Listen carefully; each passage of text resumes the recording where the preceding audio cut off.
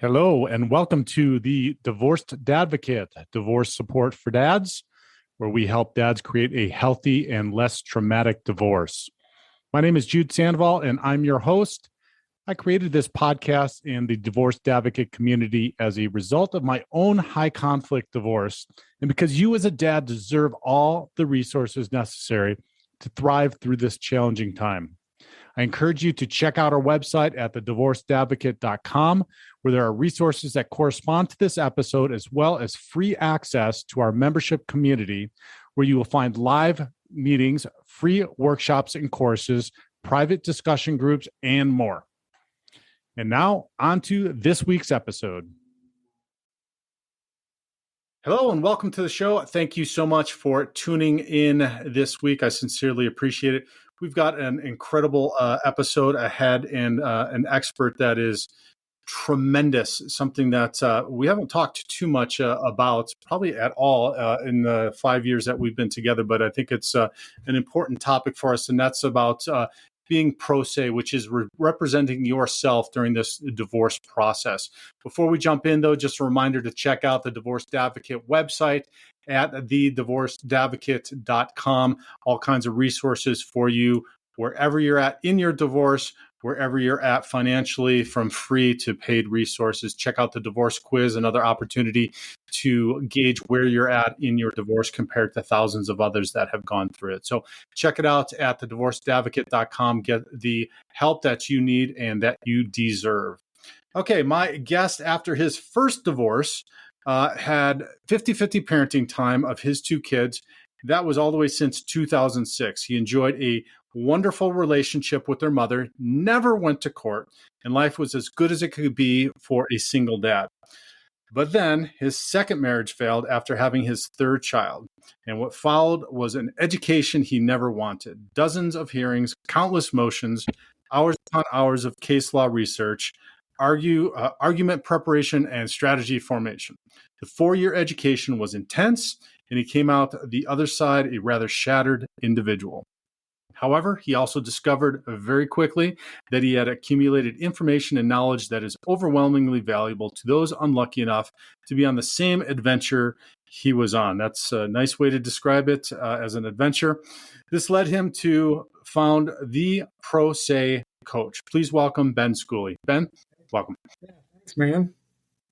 Hey, so adventure is a nice way to describe this, right? Going on a divorce, and you've now you've been on two of them, so you're twice as educated as I and some of the rest of us are. But start out by just sharing a little bit about why you decided then to get into pro se coaching, and maybe you can describe what pro se is and what pro se coaching is in that as well. Sure. I guess 18 years ago, I had no idea what the word pro se meant. I married my high school sweetheart. We had 2 kids really young, and, we had no business being married. And so that ended quickly. And then, the actual process, I think we were divorced in 90 days. And, we did 50-50, and 50-50, no support. We were in our mid-20s. We were both broke as hell. And off she went and off I went. And we just did 7 days, 7 off. And I tell you what, I give her credit to this day. When we split, our youngest was 6 months old. And she was nursing him. And she would bring me breast milk every day that he was with me. And I tell you what, at the time I was like, I didn't appreciate it as much as I appreciate now to understand just how rare that was for her to do that for me. And so anyway, we moved on. I ultimately remarried and, still doing 50-50 with the older 2. That ex ultimately moved to the end of my street even. And so the kids just came and went whenever they wanted, and so they just kind of did whatever. But yeah, anyway, the second one broke down and I filed for divorce there. And I entered that really naively because I simply told her, I knew she wanted out too. And so I just said, well, duh, this will be super easy. I said, I tell you what, you take everything we own and we'll just put our son on the same schedule as brother and sister. Done. You can have anything you want. That was my deal, but that didn't work out. And so 4 years of going through that and more hearings than I can possibly even count. The stack of paper I have, it's almost 4 feet tall. It's in my closet waiting for that child if he ever wants to see it. But I have not seen him now in almost 4 years. The other two I still talk to. They're 22 and 19 now, so they're aged out. But yeah, my youngest is 15, and he's been told and convinced that the reason I don't come around is my fault, and that I don't want to. And anyway, I went through all of those hearings and all of that on my own. I was in a small town that I grew up in. I felt like I could handle it. And I was completely blind to the process and just went in, put my football helmet in, and just started crashing through whatever I needed to crash through. So, I got laughed out of court more times than I could count. And I went home and I redid whatever it was I did wrong and refiled it and went back and did it again. And so when I got out of it, out of that whole journey, again, to my point about being small town, lots of people knew I went through a really long, nasty divorce. And so I couldn't go out to have a bite of dinner at night without 3 people stopping and asking me divorce questions. And I found that I knew most of the answers. And so I started saying well, you want to file this and don't forget that and make sure you include that. And they'd say, well, she's been that year, man. Thanks a bunch, bud. And at the time I owned a little company. And so I was still plugging away at that. But I just discovered that more and more and more of my time was spent, in Facebook groups, and other people started to come toward me, just asking questions. And the next thing I know, I'm doing this 5 hours a day. Okay. So my real job started suffering really bad. But I see this just tidal wave of people just start. Next thing I know, I'm talking 7 days a week, 8 hours a day with all these people. I don't even know them. So anyway, that's where Pro Se Coach came from. And so I incorporated that name and fired this up. And I had no idea what would happen. I still had my little company. And I got my first student. His name was wonderfully named Ben.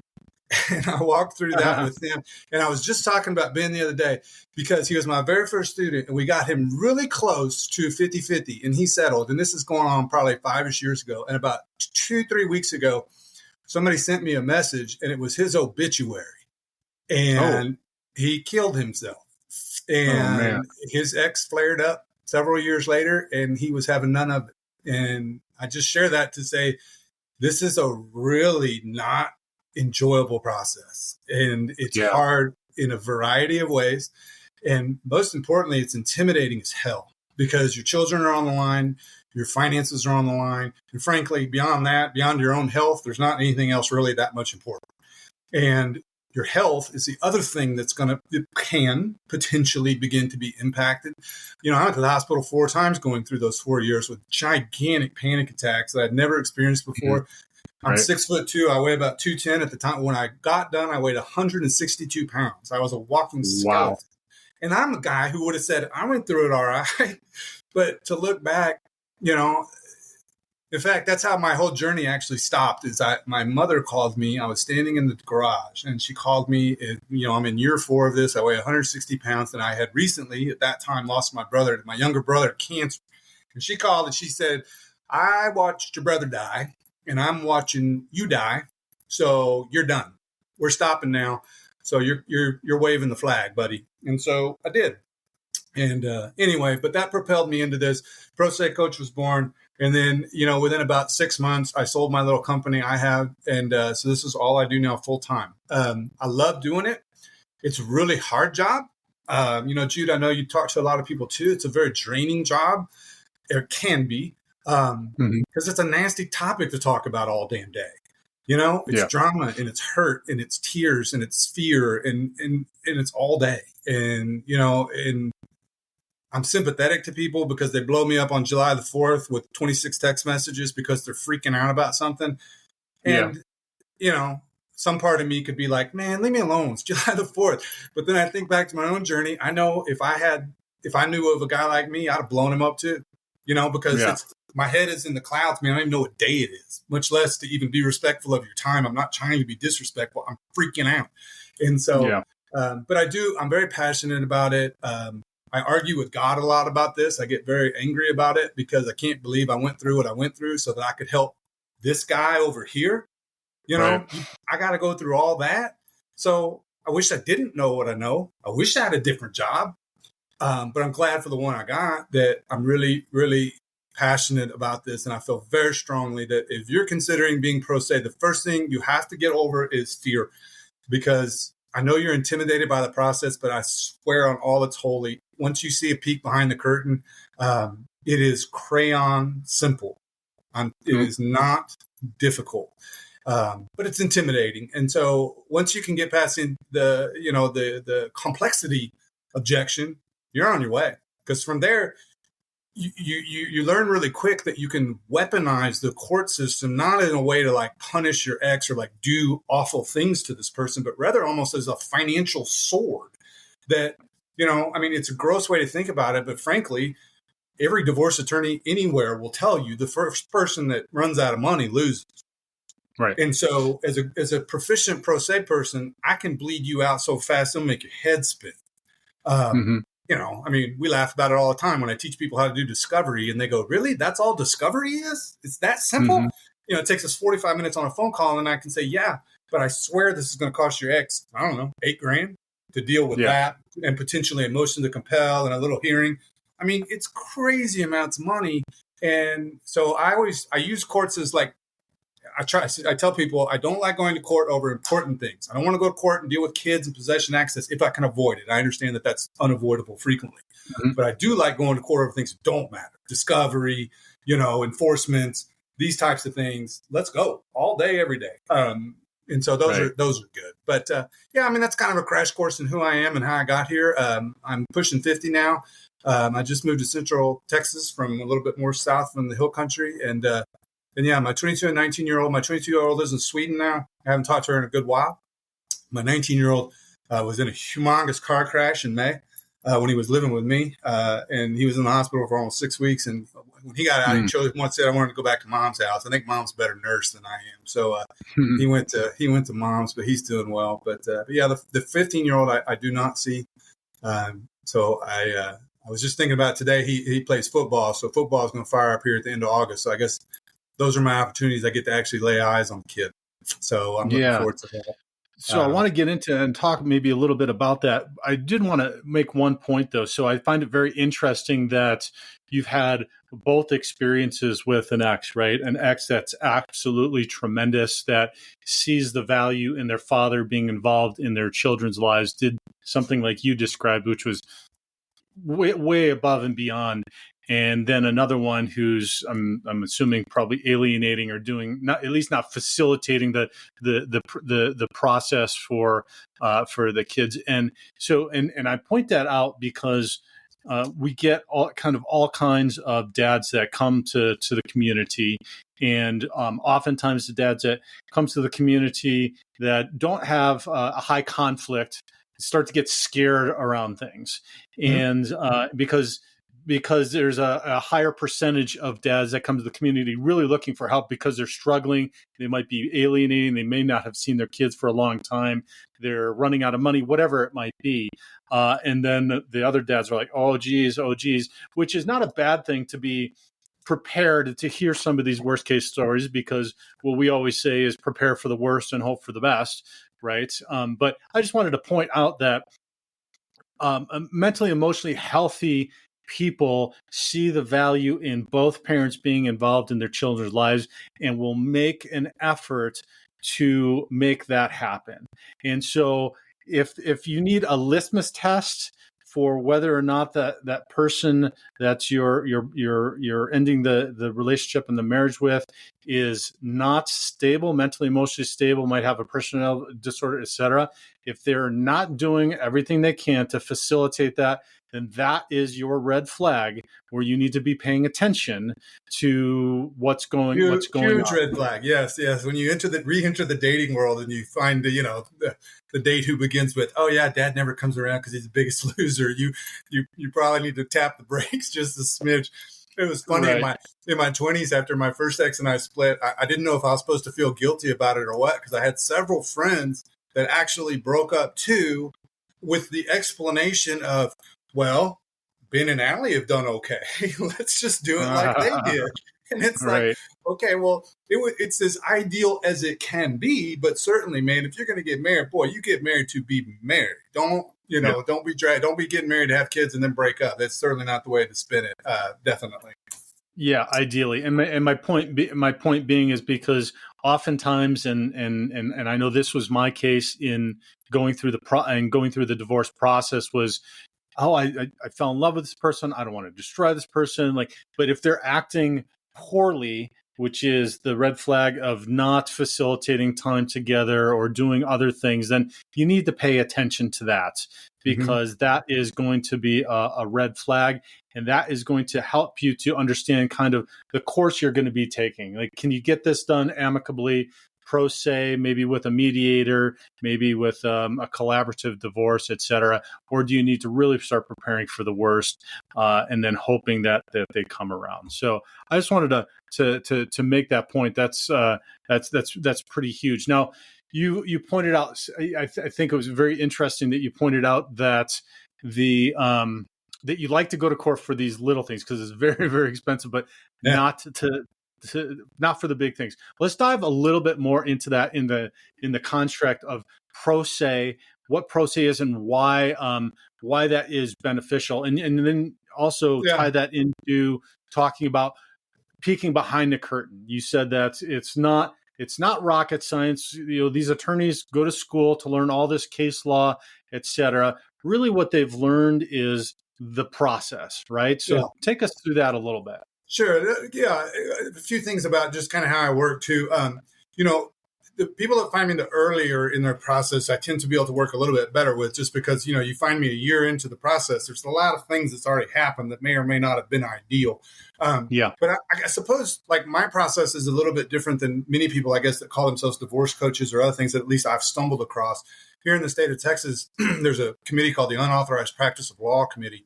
And they run around trying to find guys like me that are jump over the line, which I'm extremely careful about. I cannot give legal advice. I cannot tell you what to do. I cannot, there's a lot of no's I cannot do. But one caveat that they included was that, or excluded, I should say, is that there's nothing blocking you from sharing any sort of motion template or any other form of documentation that you'll need for court. So the first misconception most people bring me is, can I do this thing, whatever it is, without an attorney? And the answer 100% of the time is yes. There is nothing an attorney can do that you cannot do. So sometimes there's an additional step or two, like, for example, subpoenas. Pro se people do not have subpoena power, at least in Texas. So you have to go through the court, which all that means you have to fill out a one-page form. Okay, done. Costs $60.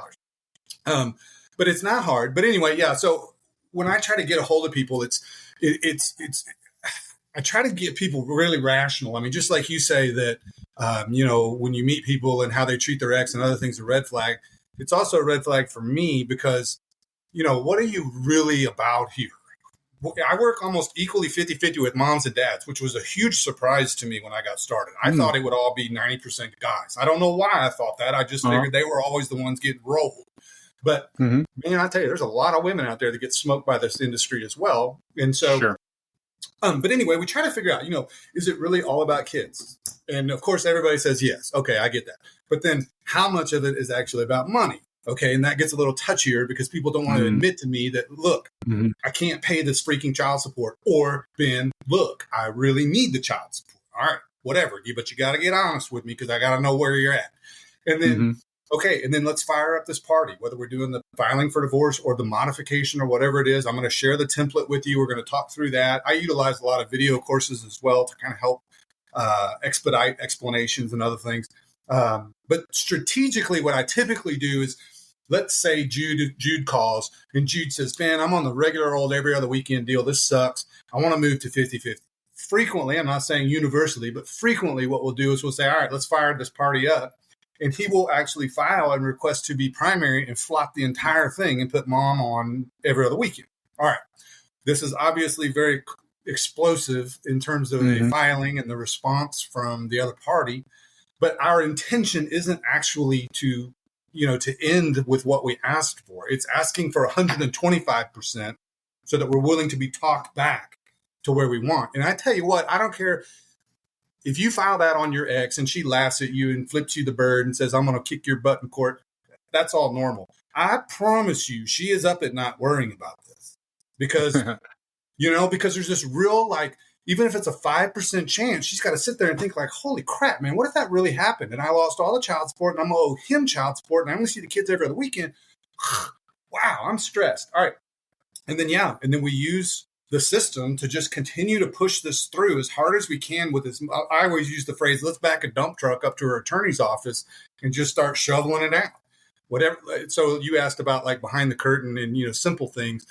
Let me just clarify. So what you're saying is that from a standpoint and a tactic of negotiation, you are starting with something that is much more extreme than actually probably what is going to be the ultimate, the ultimate ruling or the ultimate agreement that each of the parties comes to. Yeah, because see, if I'm going to go to mediation, okay, first of all, I don't ever like to go to a final trial ever. That's terrifying to me, to give one person that much power over, a very long period of your life with a guy who doesn't even know your kid's name. So I don't ever want to go to final. That's why I say I do not like going to court over important things. But, if I'm going to go into mediation against my ex, and the only thing I'm asked for is 50-50 in my pleading, it takes 2 seconds to get me back to 47-53. And nothing really changes. Yeah, maybe you got an extra overnight, but we're not dramatically shifting the balance of power here. If I'm going into that room saying, okay, offer number one is I'm primary and you're paying me support, I know she's going to laugh me out of the room, but maybe, just maybe, that counteroffer is something I can somehow arm wrestle to get really close to that 50-50 that I was seeking to begin with. And so this is basic negotiation, right? Like, right. I mean, these are basic negotiation skills that are taught when you do negotiating, or if you're in some kind of field where you negotiate for a living, which is ask for more, come to where you can feel comfortable with and decide, right? So that makes perfect sense. Now, let me ask you this though. So when you might see somebody that is on the other side that is coming with some ridiculous stuff, do you do the same thing, which is, come back with your ridiculous stuff? Because what I see guys doing oftentimes, and we get a lot of guys to the community that are capitulating. They may have been codependent in their relationship, and so they're used to saying yes or always agreeing to things and being the yes man. And that's probably one of the reasons why the relationships end. I know that was part of my challenge as well. And then when they start getting into this, it's really, really hard for them to be like, what are you talking about? I'm asking for 100%. Point. That's a big point. When I talk to people for the first time, and they'll tell me something that they're irritated with, and they'll say, I'll say, well, what have you done about it? Well, God dang, I've asked him for 5 years about this issue, and nothing's changed. And I have to kind of say, like, well, I bet in y'all's relationship is probably exactly the same as what you're doing right now, is that all you're doing is flapping your gums. You're asking, suggesting, frustrated. And, your ex goes, ha, ha, ha, look, another email from stupid X, and deletes it. And so that's kind of the first thing is like, man, you got to throw your shoulders back, put your chin up, and like, let's go. Enough freaking talking. So if you whatever the issue is at play, whether that means we need to do an enforcement or a modification, don't even talk about it. File. Wait and see what that response is. Oftentimes, just filing it causes enough of like a holy crap response. This person's really following through here. Whoa, tap the brakes here. Maybe we should talk. Great. Right. And you've also taught people a lesson that the next time an issue happens, I'm not afraid to file and push this up the flagpole. So next time I bring up an issue, you better talk to me and not blow me off. And so that's a big deal too. So you got to look at the dynamic of y'all's relationship. However, whether you're going through divorce or whether you're 10 years post-divorce, there's still a relationship. What does that look like? And how are you feeding your own problem? Because reasonable people want to talk things out. That's how I roll too. I don't want to freaking go to court. People ask me all the time if I'm ever going to go back to court and go deal with my 15-year-old. I don't think I'd freaking survive, honestly. Because it's too close to me, right? I can deal with Jude's problems. I can deal with all of my other students' problems because I can kind of compartmentalize you. When I go home, I ain't thinking about it. But when it's my life, it's too much. And it took too much out of me and I can't deal with it anymore. So, you got to kind of really do it. It's a gut check. Right. Well, which is one of the reasons why now I recommend anybody that's getting a divorce, whether it's amicable or high conflict that you need somebody to help you through this process, right? You need a Ben to help you if you're going to be pro se, if you're going to be representing yourself. And even if you're going to do mediation, you're going to do it amicably, you still need a Ben. You need a Jew to deal with what you just described, the mental, emotional part of that, a coach to help you take all these parts around what's going on, because that has an impact, right? What we're just describing, what you just described right now, the mental emotional part of that has an impact on you if you're pro se in court, but you cannot, just cannot bring yourself to file that motion or try to be unreasonable in an attempt to just come to something that is reasonable, because you've got somebody else that is, it's so convoluted and there's so much that goes into it, that it's really, really important to have those, have people around you, and hopefully somebody that knows the process that can help guide you through that. Yeah. It's a big point. It's something I think all of your people that are in the community, I think, are kind of teed into, is that not many people know what you're experiencing. Even your friends that have been through divorce, that, let's be real here. Lots of guys just roll over and take the deal. Okay. Yeah. And those guys, when you bring your huge struggle to them about how you're fighting for 50-50 going on 4 years or whatever the case may be, they're not with you. They yeah, man, that's crazy. That sucks, Ben. I don't know what to tell you. And so you feel very isolated and you feel very alone, and you don't want to talk to your new girl about it, or your mother, or whatever the case may be. Sure. And so you're very alone. So that's probably, to the end, Jude, I'm sure you experience this a lot. That's probably one of my favorite parts of my job. I mean, a big part of my job is reading motions and finding spelling errors. That's not a lot of fun for me. Talking to you about how you're doing in your heart and your mind, and how you're getting through this, and some suggestions and thoughts from someone that's been exactly where you've been, is so refreshing to most people. Right. I do it too. I've been heavily alienated from my 15-year-old. Not many people understand that. Lots of guys just say well, bro, he'll come back around when he's 25. Okay, maybe so. What am I supposed to do for the next 10 years? I'm about to lose my damn mind. So I'm in a bunch of parental alienation Zoom meeting type stuff that I do to just sit there and purge my own crap on other people. Because nobody listens to my crap. I always listen to everybody else's crap all day. Yeah, exactly. And so, we just don't know what we don't know, right? And and then back to specifically the law part of it. This system is created by attorneys. It's adjudicated by attorneys, and it really it benefits attorneys, right? It's not set up to benefit everybody who comes into the system. The system is working exactly the way it was designed to work. Exactly. Right. And so let's talk about that a little bit. You need to understand that when you're going into the system, because I was completely like, hey, justice will be served as long as I'm honest, as long as I'm forthright, as long as I'm doing the right thing, have the right, totally clueless around this. And just after 15 months, like you just described, got completely worn down. And I get this from guys and then it was just like, I just want to be done, right? Like you said, just be done. And then the problem with that is you've got another 10, 15, maybe 20 years of what you've just agreed to, that trying to change or unravel becomes incredibly difficult to do. So one of the first things I talk about in coaching, and I'm sure that you do, is you need to figure out, you need to get up to speed on statutes. You need to understand what's going, even if you've got an attorney or if you've got Ben as your coach, you need to educate yourself. Yep. Right? Yes, there's a lot. Yes, you got to understand how the field that you're playing on. In the state of Texas, we did a Freedom of Information request with the Attorney General's office. I think it was in 2021. And we asked there's 254 counties in the state of Texas, and we asked for all 254 about what is the percentage of custodial parents versus non-custodial parents, which one's mom, which one's dad. Across all 254 in the state of Texas, 92% of the time, mom is custodial. So, guys, you need to understand that. You have an 8% chance of being primary in the state of Texas. That is statistically fact. And I think across the country, it's 83%. It's I think it's it's it's 17% predetermined is outcome, and so that's why this is right. back to my point. I don't want to go to court over any of this.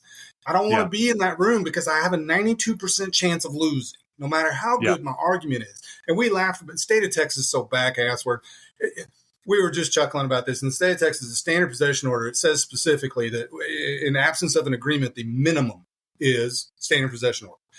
In the later section of the statute, it says that the judge must, not may, not could, must create a schedule to maximize both parents' time. The statutes are in conflict with each other. They say the freaking opposite thing. And so, what does every judge do but rubber stamp the minimum in violation of the other statute?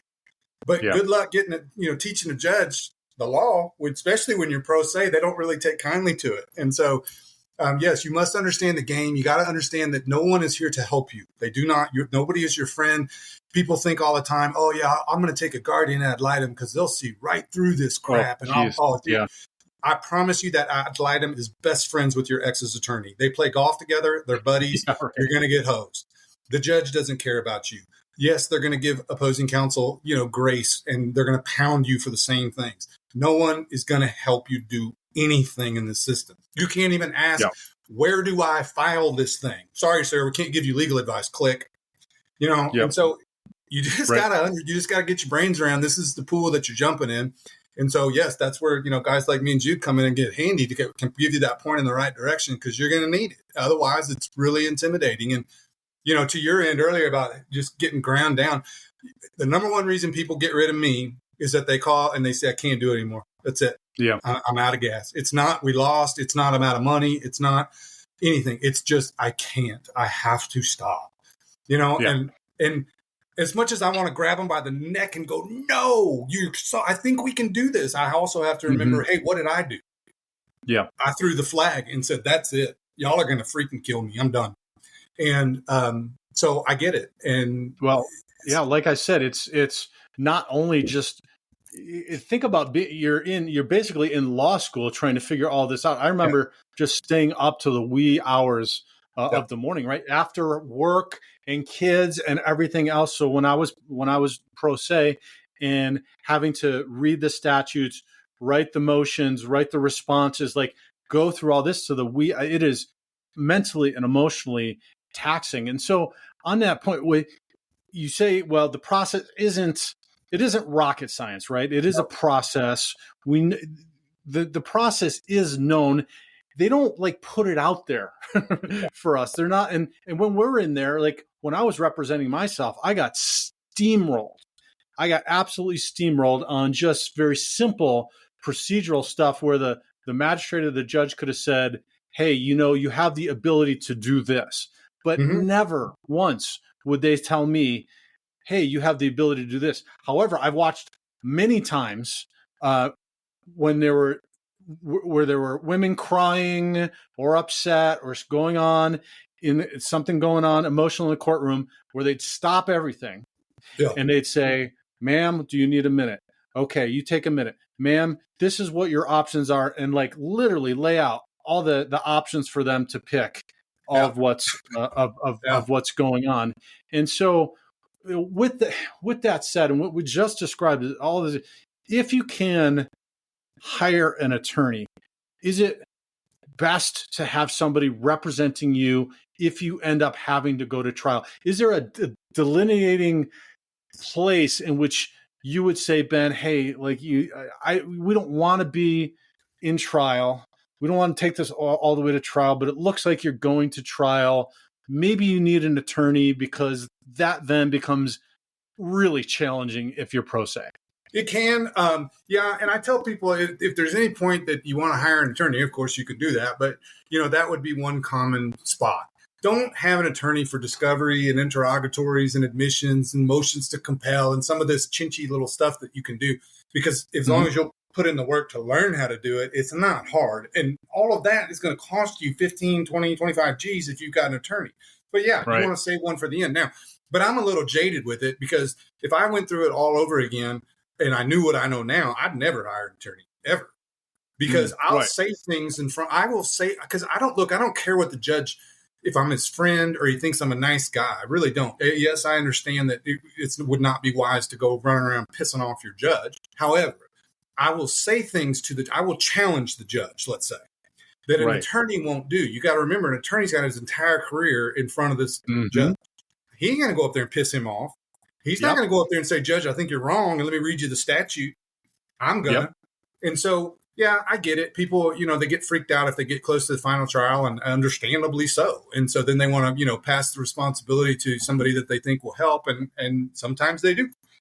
Sure. But which is a great, now your point, your point about it being basically a cottage industry is huge, right? Because they are going to be in front of this judge again. So oftentimes they're not going to go to bat for you in the moment. Some of them just aren't equipped to do well in front of a judge, right? Some of these attorneys are very poor. Others are very good at arguing in court. But some of them are just going to wait, and then they'll do a judicial review or whatever, which benefits them because then they got to get paid to do this, and then they can prove that that the judge was wrong or the magistrate was wrong, because then they don't have to argue it right at that moment. They don't have to piss anybody off. Likewise with some of these other people that show up in courts, the quote unquote experts, right? The PREs or the CFIs or financial people, they're all kind of in making their living in the court. They're not gonna piss off. An attorney's not gonna piss off one of these people because they might have to see them again, or they might have to use them with one of their clients. Right. So again, that's why it's incredibly important. Even maybe if you have an attorney, have a coach like Ben that you can bounce some of this stuff off of, because unfortunately the system, like we said, is not structured just looking out for your best interest. Even if you have an attorney, it's not. I've been through 7 of them. Right. And I've gotten to the point where I can say, look, if you're not going to do what I'm telling you to do, then I'm just going to find another attorney. And I've had them say, fine, because they just don't want to listen, because they want to do it their way, because they don't want to piss off the judge. And then I've also had some say, man, I'd have never done that. But it worked out. And so Texas has a deal called limited scope representation. I'm sure other states do as well, but it enables you to where you can write your own motions and do all of the background work. And then attorney just signs off on it and he files it. In theory, it works, but in real life, I rarely see it work for that very reason that you're saying, is that, if we put together a blistering motion full of case law and questioning a decision by the court, Mr. Attorney's going to get squeamish. He's going to get squeamish at this because he's got to put his name on this, and it's going to look like it's coming from him. And 99 times out of 100, he's going to drop the football. And so, I'm sure you've probably taken 100 of these phone calls too with Ben, I had an attorney and we had this gigantic hearing, and then I can say, let me guess, he didn't do anything you asked him to do in the hearing. Right. He didn't push back against anything, and I got killed. And so, what'd that cost you? $55,000. Okay. Well, right. Let's get to work. Which is also a reason to have somebody like you that you can strategize with, and then tell your attorney what you want them to do and how you want them to approach things in court. Because that's it happens all of the time, and it is so critical that the attorneys are only thinking about you during the time in which they are billing you. So they're not laying up at night thinking about what the best strategy is for Ben and his children and his family. Right? During the 15-minute increments that they have to be thinking about you is when they're doing it. And usually that's not they're not strategizing, right? The strategy is, I would say, a small percentage of it, and most of them aren't really good at it. And so that's why you've got to, as a dad, be on top of the statutes. You've got to know what's going on. You've got to talk to people like Ben to know and strategize. And then you have to decide all this. And it actually goes back to like the attorney that I've fired, which is, if you don't want to do what I'm telling you to do, then I will find somebody who will. And you might have to say that because, again, the system is set up for them to do it in the least amount of time, is with the least amount of effort, as quickly as possible, without pissing anybody off. And if it goes into high conflict like a lot of ours does, then that makes it much more difficult. I know we got to wrap up on time, so maybe just share a last thought that you would give any of the dads that are listening that are either contemplating pro se or going through pro se, and then let them know how they can get a hold of you. Because I think, in addition to divorce coaching, like, I do something completely different than you do. You focus, right, and you alluded to that earlier in the show. You do something very specific and very narrow, and that is absolutely 100% needed by every dad, whether he's represented by an attorney or not. So share with the tagline on my website says, "You can do this. Period. We can help." And honestly, that's the first thing you got to understand, man, is that you got this. It's okay. I get that you're freaked out. You should be. It's terrifying. I understand. Yeah. But okay, now let's take that fear and set it over here and understand that it's not hard. It's okay. Just compartmentalize your fear, and you will have killed 99% of the dragons. And so, and then again, develop strategy, think clearly, and be freaking honest with yourself. What are you really after here? What are we really trying to solve? I don't think it's gross for people to say, I can't handle the child support anymore, because I can't handle the child support. It's a lot of money. I was talking to a guy this morning. It's $1,400 a month with like an 8-year-old. And, it's like, I've raised 3 kids. It didn't cost $1,400 a month to raise 3 kids, much less one. And if you took $1,400 a month from me today, that would seriously hurt me. And so, that can trigger, how many times is that what fires it up when moms will come to me and say, oh, I don't know why dad got all pissed off and filed all this stuff against me. And then, I just filed for a child support increase. I don't understand why he's so ticked off. And it's like, I can tell you why he's mad. But guys, you can do it. Guys are good about strategizing and being logical and trying their best to get emotion out of it and work on that. But Jude has done a tremendous job. I want to say thanks for having me on. This has been a really cool interview. You're very good at what you do with this. But you can find me. Let me just transition to that. You can find me at prosecoachtx.com. Is where my site is, and you can read much about me. I am a little unique from people, as I mentioned earlier, that I do get way down in the weeds with you, which also means I can only take so many people on at a time, because it's a pretty daggum intimate relationship I have with you, because I'm going to learn everything about you and your life and what's important to you and how you handle stress. And we're going to talk at 2 a.m. And I've taken plenty of calls at 3:30 in the morning before hearings with people freaking out before that. And so it's, I do tell people to be honest with yourself in terms of time. I would say this is a solid part-time job while you're in it. It's a good 2, 3, 4 hours a night if you're going to do it right. And of course, the people that don't are the ones that disappear off my calendar for a month and then pop back up and say, I haven't done a damn thing in a month. And so, of course, nothing's happened or nothing. We haven't moved anything forward. And so, anyway, much to discuss, but I'd love to hear from any of you. I'm from Texas, obviously, prosecoachtx.com, but I've worked with people in Oregon, West Virginia, Louisiana, Florida, Hawaii, New York, New Jersey, Arizona, Colorado. The laws do have some nuanced differences, but they're not big. But anyway, I would love to talk to you. And even beyond all of the down in the weeds legal stuff, as I mentioned earlier, I know exactly what you're going through. So if you ever want to talk to somebody who knows exactly what you're going through, I would love to do that. Yeah, you are not alone, Ben. I sincerely appreciate it. And I can also say that Ben comes highly recommended. There's an individual in our community that has used Ben, has speaks very highly of Ben, has had some tremendous outcomes because of his work with Ben. And so please get in contact with him and get the help that you need and that you deserve. So, okay, I'll wrap it up. I really sincerely appreciate it. I was going to wrap it up with one little funny story for you. It's really brief, but I have one attorney friend, and his name is also Ben, and he lives over in the Houston area, and he split up with his ex in his, I think, late 20s as well, and he sues her every single year for 8 years for 50-50. And every single year he lost. But on the 8th year, she finally said, "You're an attorney now?" And he said, "Yeah." I figured, what the hell? I already learned it all. So I just went to back to school and passed the bar. And said, "You know what? That's it. We're just doing the 50-50 and we're moving on." And so the point of that, though, sometimes it's not over and done. Even if you lose, all you do is pick up your sword and you can keep going. When you have an attorney, you can't really do that. They're going to start letting go of you and they're going to bleed you out. When you're pro se, nothing can stop you except you. Yep, absolutely.